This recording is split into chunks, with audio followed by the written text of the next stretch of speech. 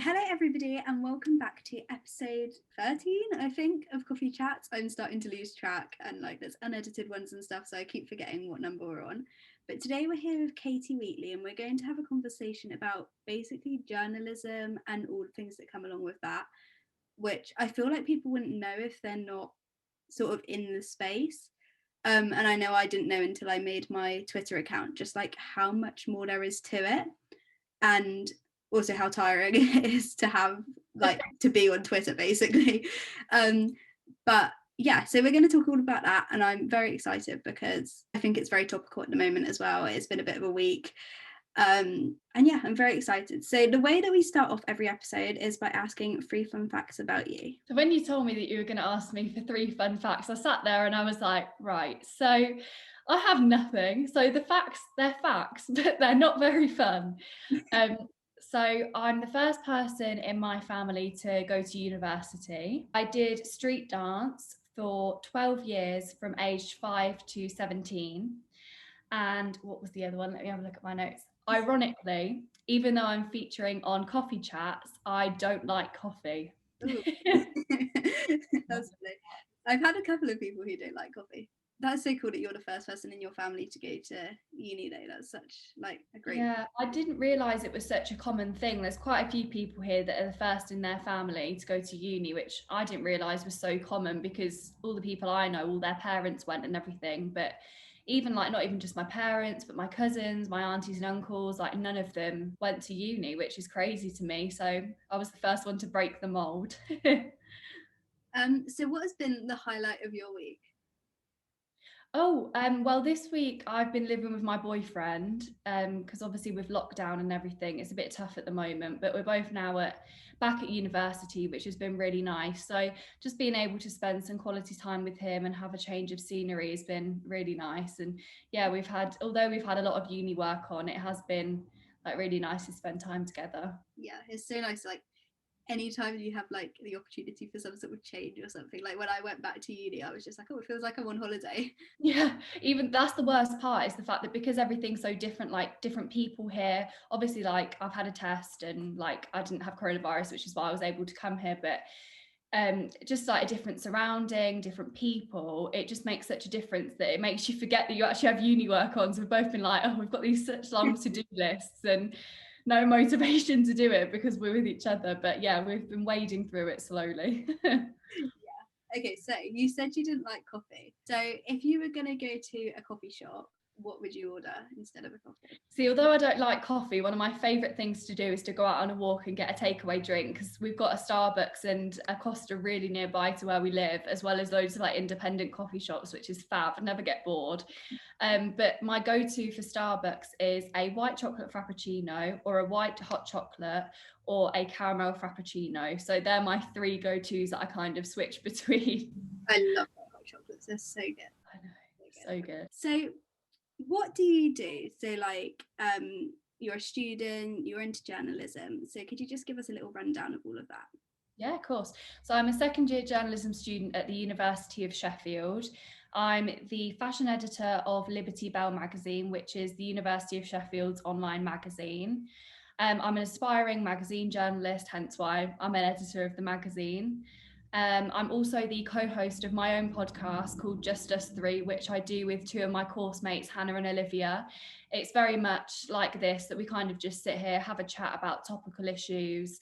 So body image, what else have we spoken about? Perfectionism, self-comparison, just things that are relevant to young people in today's society, really.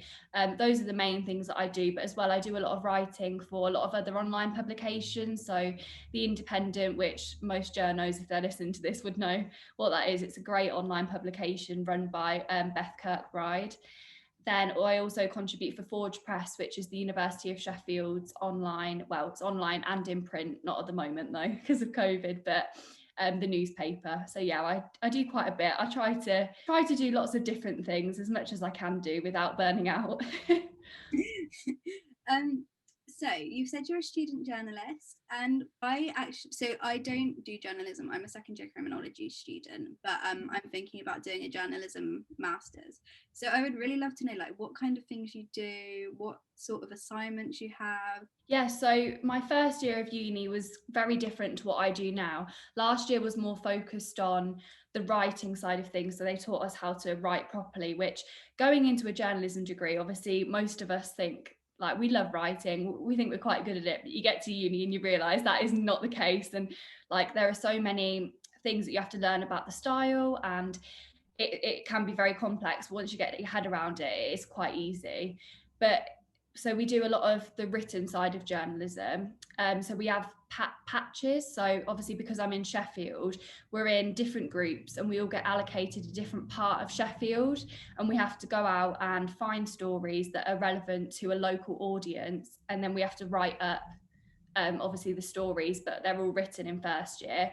Whereas second year now, we do a lot more broadcast stuff, so TV and radio, and we do news days, which are very different to the patch reporting, which was over a longer period of time, whereas news days, it's just on one day from 9 till 5. So what we do is that it's on a rotation on a weekly basis every Thursday. So there are 4 different news days. We have TV, online, radio and features. But the radio and the online ones are the most full on. So what we do is we work in groups and we try and get as many stories out as possible onto our online site, which is called Chef News. And then for the radio, we always have the bulletins. At the moment, we're doing them over Zoom, but when we can eventually go back into uni, we'll be doing them in the radio booths and they'll be blasted over the newsroom, which will be really fun. But obviously, it's very different at the moment. So we do a lot of practical things, but as well, there's a lot of academics to it as well. So we've had to learn media law, court reporting, public affairs, which is learning about things in today's society, so like politics, government. So you have like a wider understanding of a lot of topical things. And although at the time, they're not the best, they're not the most engaging, and they're very tough. But yeah, it has to be done. I mean, all journalists should know about media law. It's so important. And if you end up doing a master's with an NCTJ qualification, I imagine that you'll probably end up doing an NCTJ one because that's what most MAs entail. But it's very rare for BAs to have the NCTJ alongside it. So the degree at Sheffield is good in the respect that I get the degree and I also get the diploma. So for the NCTJ so far, we've done like the essential journalism exam, which is learning how to write news stories, media law, court reporting, public affairs, and also the dreaded shorthand, which I'm sure you've heard about on Twitter from all journalists. It's tough, and I'm really proud at the fact I've got my 100 words a minute so soon. Obviously I had 3 years to get it and I managed to do it at the start of second year. So yeah, I was really happy with that. But yeah, there's a lot to it. And in order to become a journalist, it's not easy. And I don't think people realise that. But there are so many different things that we have to learn and master before we can even set foot into the industry. Yeah, like obviously, like I sort of realised it, and then I joined Twitter and I was like, okay, wait, there's way more than I think. Like, I mean, there are people obviously who don't go through like a degree or something, but I do, from what I've like heard, it's kind of like the best sort of way to make sure. And I was on a like Zoom with someone and they were like, if you don't know media law, then like yeah, it's always best to know media law, and there are other ways around it. Like the only way into journalism isn't just a degree. You can do other things. Like I know so many successful journalists who haven't been to uni and they've just done it off their own backs and they've got their own experience, and that's absolutely fine, just as long as they have their head screwed on and don't get involved in any legal battles or anything, and they know how to write. So yeah, I do think it's definitely worth doing a course in it, but there are other ways around it, definitely. So how did you decide that a journalism degree was what you wanted to do? It happened quite a while ago, actually. I've wanted to go into journalism for a very long time. So at my school, we started GCSEs quite early. So it kind of forced us to think about things a little bit earlier on, which was absolutely fine. But if you think back to like, say when you were in like year 9, which is when we started doing GCSEs, to think that if I'd have chosen something that hadn't have been right for this path that I'm on now, it could have been completely different for me is crazy. But Yeah, I just really enjoyed writing, and that's such a cliche thing for wannabe journalists to say, but I just really enjoyed writing, but I knew I didn't want to be an author or a writer. So I was like, what other avenues are there? And a lot of my teachers suggested becoming a journalist. So I started at my own blog called Love from Katie quite a while ago, but the recent site that I'm on, I started in 2018, so a little bit more recently, but it just needed a bit of a revamp. So I got a new site. But yeah, I've been blogging for so many years, and then I played a big part in my school's newspaper. So that kind of just solidified it for me, really. I could have done English or another very creative subject, but I think even though I'm doing a journalism degree and the obvious pathways to become a journalist, there are other avenues that I could take the degree in, that it doesn't just point me in one direction, I think, personally. Especially with like learning about government and all of that stuff. It's like with criminology, Yeah. like you learn about so many different things that it can take you anywhere basically. Yeah. And I think it's important that we don't feel like, just because I'm doing a journalism degree, I don't feel like I have to then go and become a journalist. It's like someone was doing a law degree, they don't necessarily go and like have to become a lawyer. I think it's important that we all stay open-minded about our career paths, because like I could become a journalist and absolutely hate it. I mean, I'm hoping that doesn't happen, but say it does, there are other avenues that I could take up. Yeah, definitely. I always find that, like, because obviously with criminology, the first people's like first assumption is, oh, you want to be like a police officer or something, and even the lecturers do it sometimes, which I get. Like, there's probably lots of people in the course who do want to do that, but sometimes people forget that like there's a lot of other like places you can go with any degree. Yeah, that's so true. And I think it's so important that people realise that and don't feel confined into a box just because they've made a certain decision. Because even if you're at uni, you could no longer like your degree and want to go into something else. But just because you want to go into journalism doesn't mean that you don't like the course that you're doing. It's just that you want to explore other paths potentially. So, who are your biggest journalism inspirations? When I was thinking about this, I actually did struggle quite a lot, because although I think having idols is a great thing, at the same time, I think it's so important to be your own person and try not to follow in the pathway of someone in particular. But of course, wanting to go into like fashion journalism and magazine journalism, Anna Wintour, the editor of Vogue, is of course such a big inspiration for me. But I also have a lot of inspiration sort of on like that I've found through Journo Twitter. A lot of journalists who are a few years older than me, who are such big inspirations and have got, although like they're only a few years older, they've got so much experience and they've done so much for themselves already.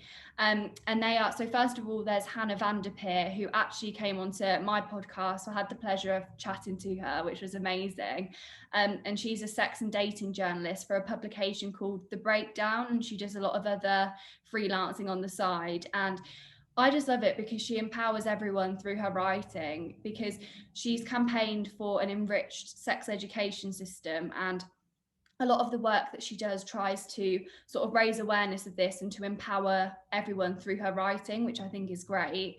And her writing's amazing as well. Not even just what she writes about, it's the way that she writes it is just so captivating as well.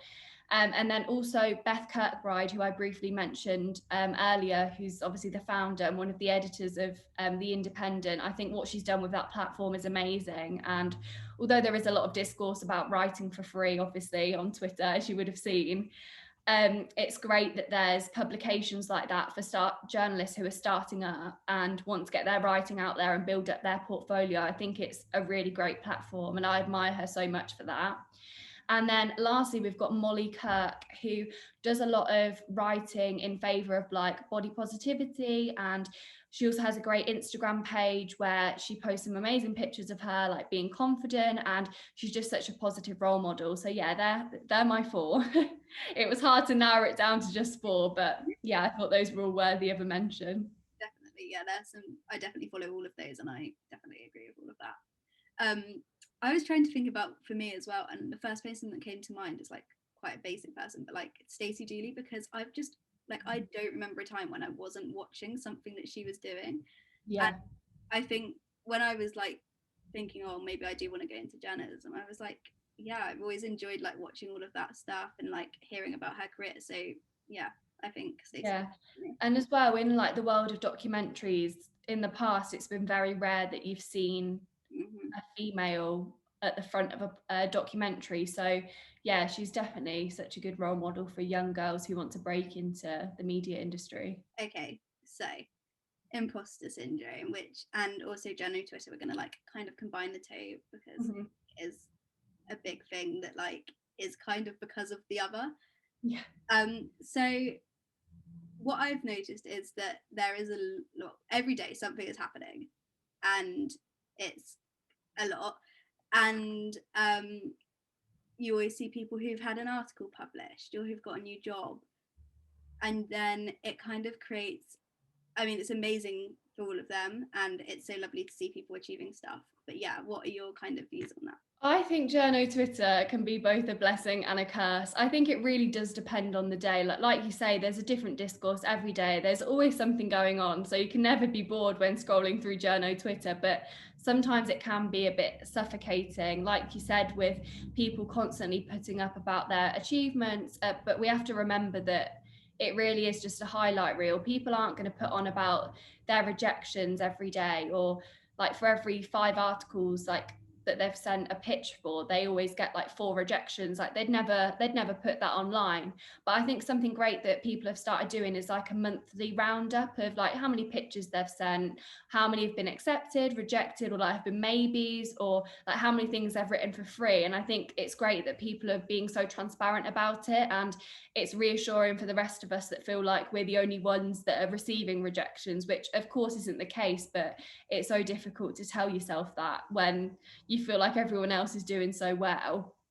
But yeah, I do love Journo Twitter, but I feel like I've had to detach myself from it sometimes. It can be very difficult to like log off or not go on the app, and that is something I personally struggle with. I don't know about you, but yeah, it's I don't know, it's just I love to see what people are doing, but sometimes it just can get a bit much, I think. Yeah, I agree, definitely.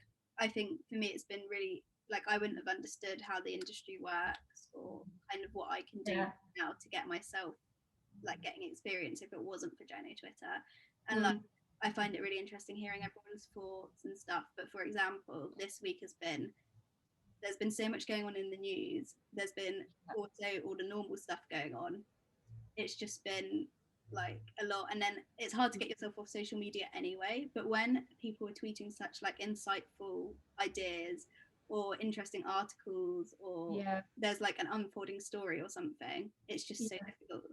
Yeah, it's a shame that Twitter is such a pivotal part of our aspirations and job, basically, because even though, like, say, I don't know about you, but I haven't been paid to write anything yet. That's one of my goals for this year, but that doesn't not make us journalists. Like, we are journalists, we've written for publications. That doesn't mean we're any less than anybody else on that platform. And I think it's important to remember that for sure. Before we carry on, I just wanted to say that for some context, this um, episode was filmed the week that the Sarah Everard case was unfolding, which is what we are referring to when we're saying there was a lot going on Twitter and in the news, and it was very overwhelming, especially as women. So yeah, that is what we are referring to. I'm not really sure why I didn't say that in the episode, but just for some context, I thought I would say it now. But yeah, this week has definitely been a draining one, especially for women on that platform. I think it's been very difficult, not just on like the Journo Twitter community, but the community as a whole, and the fact that a lot of women have been sharing their experiences of sexual assault, and it's been so difficult to read them all. I think personally that I've had to take a step back, and I think I'm quite good in limiting myself and disciplining myself when I know when to take a step back. But I feel like this week I've been especially disciplined and been like, right, time to get off the app now, because it just gets a bit much, I think. I haven't been. I'm gonna try and have like a social media free weekend as much as I can. Yeah, definitely do that. Something worthwhile. It'll make you feel so good. But also it has also been really nice this week to have that community and to talk to other women and stuff, especially because we are in a pandemic, so we're not able to just go and talk to our friends. Yeah. Also, something I find is like because everyone on Journo Twitter wants to be a journalist in some form, they're interested in the news, whereas like some of my friends don't really, they're just not interested in that, so we don't have those conversations. Mm. I definitely think it's great for us to be able to form like networks of people, and Journo Twitter is so supportive. Like if I say, like when I passed my shorthand exam, for example, I put that on Twitter, and the amount of comments and likes that I got on that tweet was unbelievable. So for people to be so supportive, it's nice to have like a second network of friends online. And say like you need some help with something or you need to reach out, people are so happy to help. And I know I would be as well if someone were to reach out to me, which they have, which is so nice that people feel comfortable enough to reach out. So yeah, I definitely think it is a blessing most of the time, but in small doses, I think. Definitely, yeah, I agree. Yeah, like even with this podcast episode, if I hadn't been on Twitter, I wouldn't have like found you to be a guest on this podcast. So Yeah, it's so nice to be able to network with people. It really is. definitely. So we've spoken a little bit about this, but how are you gaining experience as a journalist, especially during the pandemic? Because you can't really get, well, you kind of can, but it's really hard to get work experience. So what are you doing at the moment to gain that experience? So at the start of my second year of university, so back in September, I actually did a work experience placement with a magazine called Eloquentia. And that was online. It was a 6-week work experience program, and I've written for them previously. It was obviously like they're remote anyway. It's not like they have an office because it's also run by volunteer students. So yeah, I feel like if you start writing for publications, it's a great thing because then work experience placements may arise in the future and you've already got your foot in the door. Because I feel like if I hadn't have had connections with Gemma, the editor, then potentially I wouldn't have stood a good chance of getting that place, because she knows the standard of my writing and we've liaised quite a lot, that she knew she could rely on me to produce good work. So I think getting your foot in the door in a variety of online publications is always a good thing because you don't know what might arise in the future. Another thing is that I also started at my podcast during the pandemic. So obviously that's alongside 2 of my colleagues, and we wanted to do that for quite a while.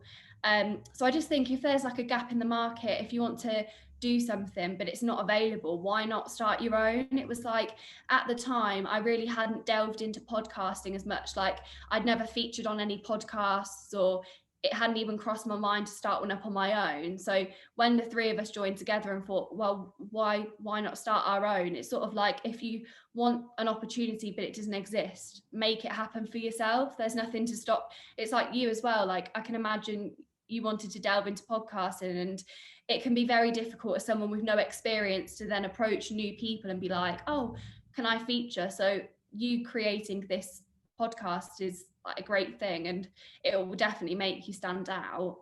And then as well as this, I just think stepping outside your comfort zone is so important, because I've got a work experience placement coming up. It's like an internship for a month. It's a social media internship. And obviously, as I said, I want to go into magazine journalism. So for me to have delved into something completely different, it does scare me a bit. I haven't started it yet. It's coming up soon, but for me to delve into social media when I'm so used to written work and podcasting is a big step. But I think unless you step outside your comfort zone, you're not going to see things pay off, and it's so important to do that. Yeah, definitely. Yeah, I need to find a placement because basically I do this global citizenship thing with uni, and you're supposed to do a placement abroad, but we're hoping they're going to like let us do one in this country instead. Yeah. So I need to find one, but yeah. So I'm glad to hear that you've managed to find something, because that gives me a little bit more. Yeah, it's so tough, and it just so happens that my boyfriend's brother actually was part of like a group chat of people, because he has his own company, so he's in this group chat of many other people, and he came across this opportunity and sent it to my boyfriend and was like, oh, like, would Katie be interested in this? And at first glance I was like, oh, like, I'm not sure if this is for me. It's very outside of my comfort zone, and the company do things which again are outside of my comfort zone. But I thought, you know what, we're in the middle of a global pandemic, and the fact that I've been offered this opportunity, why would I not take it up? Because it'll be so worthwhile in the long run. I just think, just step outside your comfort zone, and literally nothing bad can come of it. If it's a bad experience, like, it's fine. Like, just do things that make you feel uncomfortable, because that's when you know that you're growing as a person, I think, is the most important thing. Also, I feel like at the moment any work experience is kind of good. Definitely. Even if it's not really that related to what you want to do, you're still going to learn something. You might learn how to use some sort of like computer program that you need to use in the future or something. Yeah. Put on your CV. So anything's kind of useful. And it shows as well, like during a pandemic, we all know how hard it is to complete uni work and stay motivated. So the fact that we've taken something else on top of everything else that we've got going on in our lives shows that willingness to do things that you wouldn't have done before. Yeah, I definitely agree. So that is basically everything except for the final question, which is something that I again ask everyone, and I always feel really bad because I feel like it's quite hard to think of. But what is the best piece of advice that you've ever been given? Again, such a hard question, like you said. It's because obviously, like, I'm 19 now, and throughout my life, I've had a lot of pieces of advice that have been very, very valuable, and I'm surrounded by so many insightful people. But I think personally, it's just to focus on yourself. Because I think, like we've discussed today with imposter syndrome, it can be very easy to get eaten up into other people's lives and to be so concerned and consumed by other people's, like what's going on in their life. So I think just focus on your own path, and like say if somebody else gets the dream commission that I'd want, like say if somebody wrote for Cosmopolitan, that's amazing, but I shouldn't allow myself to get bogged down at the fact that they've got that commission over me, because they'll be at such different stages like in their life in comparison to mine. It's like me comparing myself to a 25-year-old journalist. They're obviously going to have so much more experience than I have, and will stand so much of a better chance of getting that commission, that I just need to slow down and just like let my time come, I think is the main thing, just to focus on myself and my own journey, because it will eventually come good and all the hard work will pay off. Definitely. I definitely agree with that, and very topical for what we've spoken about. Yeah. Okay, well, thank you very much, Katie, for coming on my podcast. I've really enjoyed talking about this. Yeah, same. Thank you so much for inviting me on. It's been such a pleasure. And I definitely need to listen to your podcast. I didn't realise you had one. But yeah. I hope you enjoy it if you do listen to it. Okay, well, thank you very much. And I'm glad you enjoyed coming on.